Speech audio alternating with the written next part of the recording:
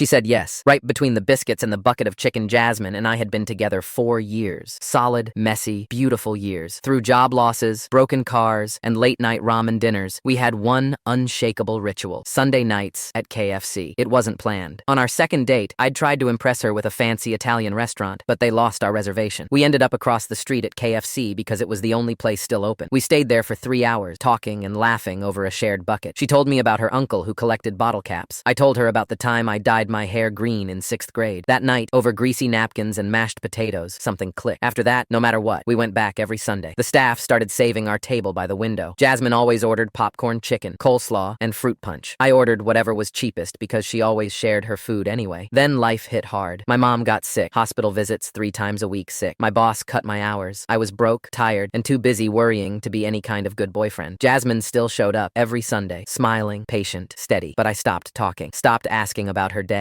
I'd sit across from her in silence, stirring my mashed potatoes while she tried to keep the conversation alive. She never complained, never guilted me, just kept showing up. Until one Sunday, she ordered nothing but a small drink. Not hungry, she said. Jasmine, skipping food at KFC? That's when I knew I'd gone too far. That night I lay awake thinking about her, how she'd stayed when I gave her every reason not to, how she'd held everything together while I fell apart. When things finally got better, mom recovering, my hours back at work, I knew I needed to do something that actually showed her what she meant to me. I didn't want some Instagram perfect proposal with rose petals and violins. We weren't those people. We were KFC people. So I called the manager. I told him everything, how KFC was our place, how she never missed a Sunday, how I wanted to propose right there by the window booth. He laughed but said yes. That Sunday, I came in early. I set out her fruit punch and a bucket labeled Jasmine's Nuggets Only, because she always accused me of eating more than my share. When she walked in, she stopped short. What's all this? I shrugged, just felt like doing something nice. She laughed, the real kind, the one I hadn't heard in months, and sat down. You're being weird, she said, smiling. I slid a folded napkin across the table. On it, I'd written, sorry I went quiet. Sorry I made you feel unwanted. You stayed when you didn't have to. That's why I'm staying forever. She read it twice, then looked up at me, eyes glassy. That's when I pulled out the ring. It wasn't fancy, nothing near a jewelry ad commercial, but it was real. Paid for with overtime and love and about 100 anxious nights. She covered her mouth, and then the tears came. Not sad tears, just pure, ugly, beautiful crying. I asked, will you? She nodded before I even finished. Yes, you idiot. Obviously, yes. The staff clapped. A kid from another table ran over and handed her a napkin like a tiny hero. Jasmine laughed and cried and said, but you're still sharing the nuggets fairly from now on. That's non-negotiable. We stayed there 2 hours after that, just talking like we used to, about nothing and everything. The manager brought us free biscuits on the house. Jasmine kept staring at her hand like she couldn't believe it was real. When we finally walked out into the parking lot, she stopped me under the streetlight. You know what the best part is? She said. What? You didn't try to be someone else. You just remembered who we actually are. And that's when I knew I didn't just propose at KFC. I proposed exactly where our love lived.